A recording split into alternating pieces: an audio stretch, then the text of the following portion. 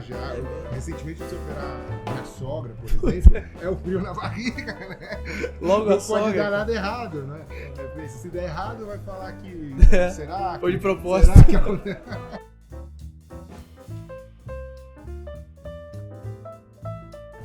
Fala, minha gente, André Marinho aqui de volta no 55º Congresso Anual de Ortopedia Brasileira. Muito bem acompanhado aqui por diversos especialistas, formadores de opinião, titãs aí da ortopedia brasileira que distinguem o nosso país no cenário mundial como um ponto de referência. Estou cada vez mais impressionado aí com a qualidade do nosso material humano, pessoas realmente antenadas, atualizadas aí, sintonizadas com as melhores práticas aí, mais inovadoras que estão postas nesse mercado em constante mudança e hipercompetitivo.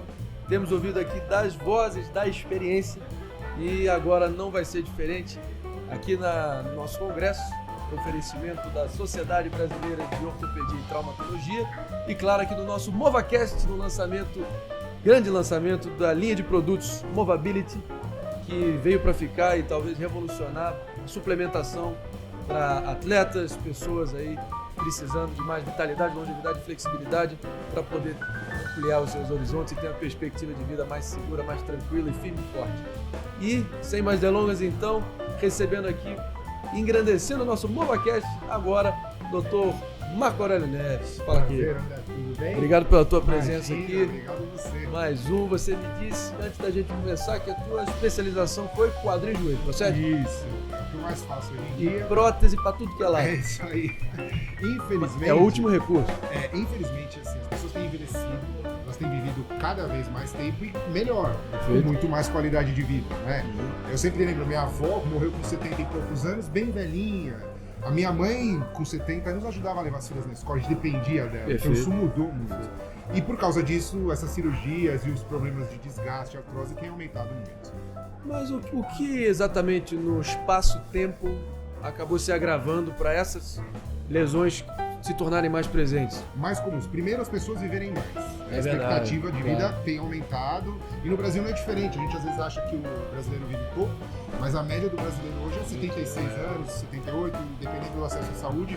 Não é incomum ver pacientes acima de 80, 90, centenários às vezes.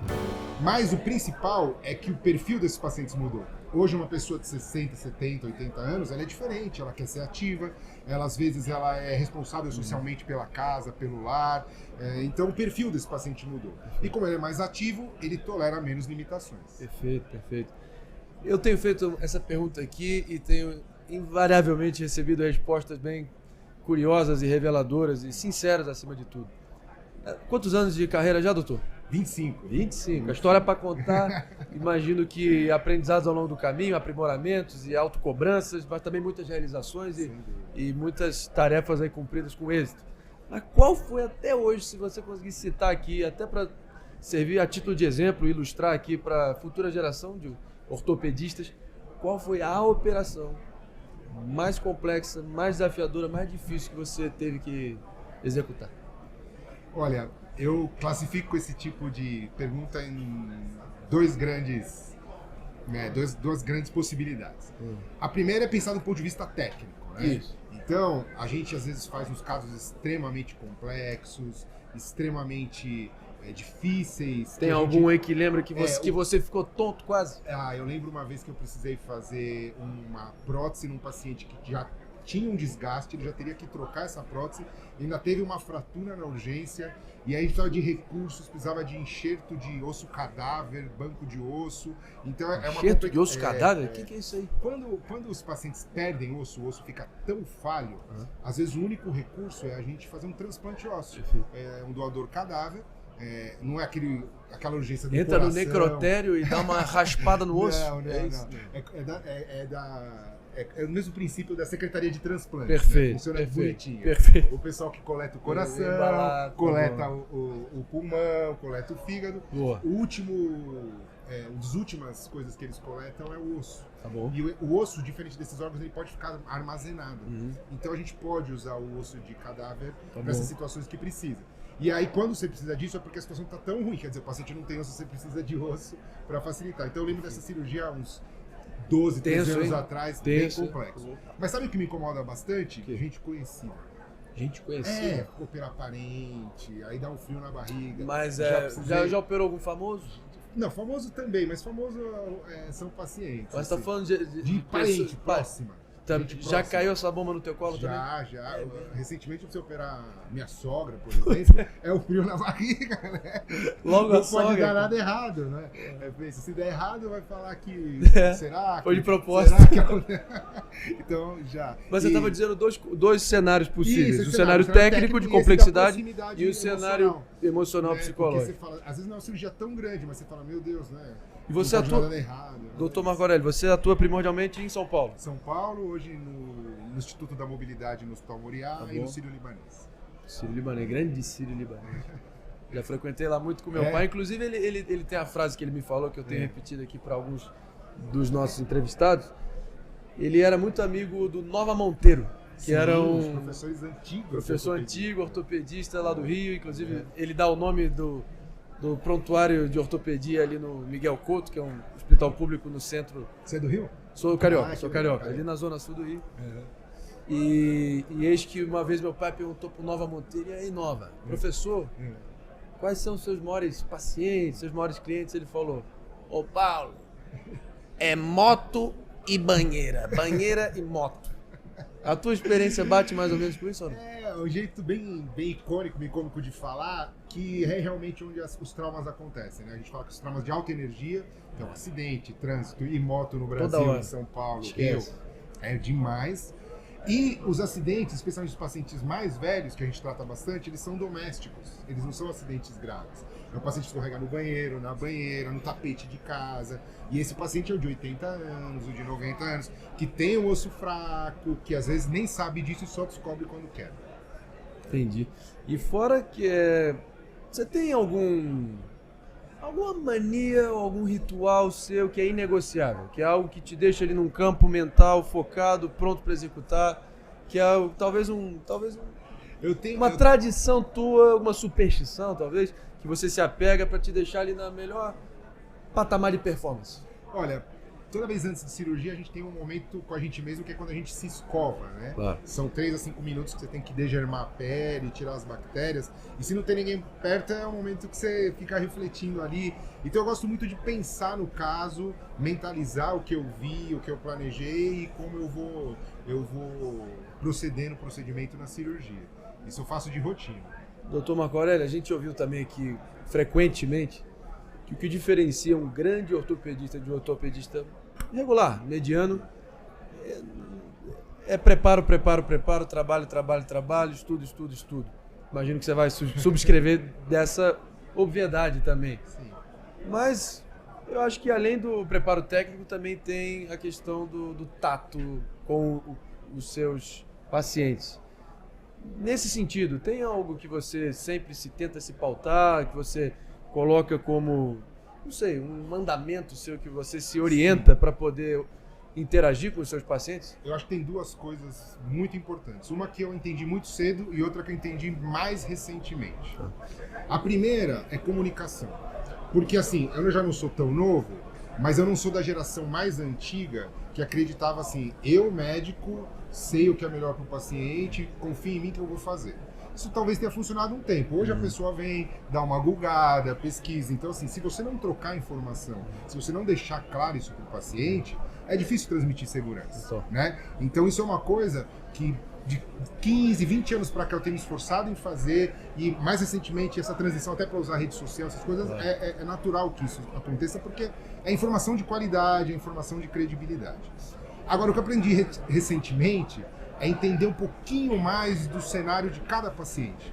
Porque assim, eu vou até contar uma história que aconteceu um pouco tempo atrás. Por favor. Eu estava no consultório, entrou um casal de senhores ali perto dos seus 70 anos. Ele já tinha operado há uns 15, 20 dias. Não, mais. 2 meses. Tinha operado há uns 2 meses, fez uma cirurgia de prótese de quadril. Cirurgia que a gente troca o quadril por um quadril artificial quando está muito ruim. A pessoa quando faz essa cirurgia, ela não anda, ela não mexe, ela não movimenta, ela não tem independência, ela não amarra um sapato, é uma limitação extrema. Então a pessoa fala, preciso resolver, e a cirurgia é muito boa, a pessoa recupera tudo isso. Só que ele entrou no consultório, normalmente com 2, 3 meses o paciente entra feliz, né? Doutor, tô bem, tô fazendo as coisas, ele entrou chorando, né? Falei, caramba, já penso aquela mentalidade de médico, tá coisa errada, você fica olhando se tá fora do lugar, se tá sangrando, se tá com febre. E ele chorava, cumprimentei a esposa, falei, não, calma, doutor, o que tá acontecendo? Ele falou, não, é que esse fim de semana foi o primeiro fim de semana que o nosso filho deixou ele cuidar dos netos de novo, depois de 3 anos que ele tinha medo, porque não conseguia correr atrás dos meninos. Aí isso me caiu uma ficha no seguinte sentido. Às vezes a gente está tão preocupado com o ponto de vista técnico, eu fico explicando a cirurgia, o que é, a prótese disso, titânio, cerâmica, e ele só queria cuidar dos netos dele. Então, esse tipo de coisa tem me aberto um horizonte de olhar para o paciente e falar, olha, do que isso te trouxe, qual que é a tua limitação, qual que é a tua dificuldade, o que você queria fazer que você está privado. Né? Quando a pessoa já está ali na lona, contra a parede, precisando de uma palavra amiga, e esse tratamento humanizado é fundamental hoje em dia. E eu tô falando pra você que é uma coisa legítima, sabe? Porque Sim, às vezes lógico. a gente não, né, na correria faz, mas Sim. eu tenho me esforçado pra tentar entender mais esse aspecto pessoal e tem sido muito gratificante enxergar isso. Sensacional. Quantos anos você me disse? Quantos anos de 25 anos? 25 anos. Se você olhasse para aquele Marco Aurélio Neves de 25 anos atrás, ainda imberbe, ainda novato, qual seria a sua principal dica, orientação para ele? Olha, eu sempre falo isso para quem me pergunta, principalmente que está no começo, e eu não tenho dúvida que a carreira médica é inerente à carreira médica a maturidade, né? Eu entrei na faculdade com 17 anos. Esses dias eu encontrei uma professora no avião, pedi desculpa, professora, porque eu não sabia quem a senhora representava. Ela lembrou de você? Ela lembrou. Lembrou? Não, do lado bom, né? Não do que a gente fazia aqui. Mas é dos maiores especialistas de genética do mundo. A gente já no primeiro e segundo ano com 18 anos, não entendia nem a dimensão do que ela podia contribuir, do que ela podia ajudar com a gente. E então isso eu acho que é um ponto importante, né? O que talvez eu falasse lá para o Marco Aurélio de trás, tenta entender melhor, enxergar melhor o que está à tua volta, porque tem muita coisa boa acontecendo e você está deixando passar. Sensacional. Agora, voltando talvez para a parte técnica, qual é um procedimento que você acha que está mais em voga aí, que você está mais acostumado a fazer? Se você tem alguma dica técnica para outros ortopedistas se basearem, talvez alguma tática pessoal tua, algum procedimento mais específico? Olha, a cirurgia que eu mais faço, que é essa cirurgia de prótese de quadril, por mais que pareça estranho, né, essa ideia de trocar uma articulação por uma junta artificial, é uma cirurgia que existe há quase 70 anos. Uma cirurgia muito antiga e tem bons resultados há muito tempo. O que mudou recentemente é o jeito que a gente faz, a possibilidade de você aperfeiçoar. Então a dica que eu dou para as pessoas, às vezes mais jovens, que me perguntam, é isso, assim, não esteja fechado às mudanças, às inovações. Nos últimos 10 anos, essa cirurgia que já era muito boa, já era realizada. Pra você ter ideia, tem um artigo muito famoso que todo ortopedista fala, eu sempre falo isso, fico até constrangido, mas é importante. Ela foi considerada o procedimento do século, é uma das cirurgias mais bem-sucedidas da história da medicina. Então por que isso te constrange? Não, porque a gente fala muito, constrange do lado médico. Tá bom, perfeito. Esqueci que eu tô no podcast. Vai que você começa uma hora depois, você vai todo mundo falar, já vi. Tudo novidade pra mim. Mas peraí, dá uma aliviada aí, gente. Tô aprendendo. Não, por favor, continue. E aí, é uma cirurgia muito boa. Tá bom. Quando você tem uma situação assim, a chance de você estagnar e falar, isso é bom, é muito grande. Só que algumas coisas me incomodavam, o paciente demorava para ficar bom. Então, tem espaço para melhoria sempre, é isso que eu sempre falo. Então, você se aperfeiçoar, pesquisar, é um caminho que nunca acaba. Hoje, para você ter ideia, nos últimos 10 anos, essa cirurgia é feita de uma forma menos invasiva, com umas técnicas menos agressivas. A gente usa tecnologia a rodo, robótica, inovação, programação digital, inteligência artificial, faz parte hoje da nossa rotina. E isso muda o resultado. Eu tenho informação assim de um raio-x, ou fazer um planejamento pegando uma tomografia da sua cintura para baixo, colocando numa base de dados num software, é muito diferente. Né? Essas coisas são muito legais. Uma coisa também que foi uma constante aqui, Dr. Marco Aurélio, foi a questão da autocobrança permanente por estar atualizado e não se deixar ficar defasado com os livros didáticos mofados da época da faculdade. Acabou. E você mencionou a inteligência artificial agora. Tenho certeza que o conceito de inteligência artificial, que já existe há um tempo, mas entrou de vez no jargão popular recentemente. E todo mundo se assusta com as maravilhas e o potencial exponencial que isso pode ter em todas as searas aí da sociedade como um todo. Você teve algum susto ou uma surpresa agradável ou desagradável sobre as maravilhas e o potencial inesgotável da inteligência artificial na tua área? Alguma coisa que você viu e falou que não é possível? Olha, quando começou a se falar disso, um trabalho que foi bem assustador, foi um trabalho que comparou, um trabalho americano, que comparou as respostas dos médicos aos pacientes com as respostas da inteligência artificial para os pacientes. Bizarro. E eu fiquei assustado. Você me perguntou o que me assustou, foi isso, porque as respostas da inteligência artificial eram melhores, mais completas e pior, mais empáticas, né? Elas tinham mais proximidade. Os pacientes se sentiram mais confortados e mais atingidos pela resposta da inteligência artificial. Então eu falei, opa, não é um negócio que dá para desprezar definitivamente. Né? Para a gente dar números finais, então, nosso papo aqui, Dr. Marco Aurélio, a gente está, obviamente, lançando aqui a linha de produtos Movability, que acho que veio para agregar demais aí como alternativa de suplementação, estrutura também muscular e esquelética e, como eu disse, tem várias alternativas aqui direcionadas a determinadas demandas, né, do nosso corpo. Como é que você vê o advento aí e a inclusão dessa suplementação para a regeneração e o pós-operatório como um todo? O papel que isso pode ter para colaborar nesse sentido? Eu acho que é um papel extremamente importante, porque, especialmente para a gente que é um atuador do fim da linha, né, um médico que vê a sequela final, o que me resta para a maioria dos pacientes é falar para eles se cuidarem.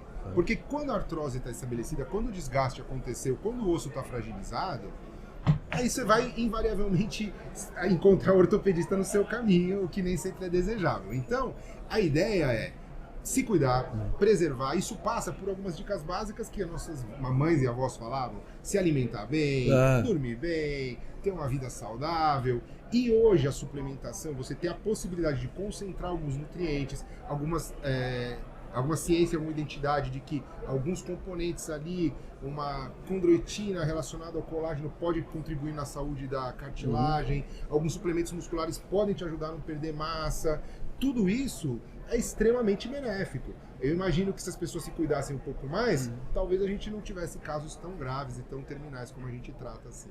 Tá aí, excelente papo cabeça aqui, doutor Marco Aurélio. Brigadão. Prazer. Você não imitou ninguém, você não falou nada. Os caras estavam falando lá fora que você tava... Well, Donald Trump is here, the best orthopedic in Brazil. Perfect. Marcus Aurelius, great guy. Great guy. Nice to meet you. Nice to meet you too. Have a great Congress, believe me, so great. Ok. É isso, minha gente. Um pouquinho aqui pra gente dar uma aliviada também. É isso. Doutor, obrigado Prazer demais. Seguimos aqui no nosso NovaCast, aqui do nosso 55º Congresso Anual de Ortopedia Brasileira. Vamos que vamos. Prazer. Obrigado. Agora,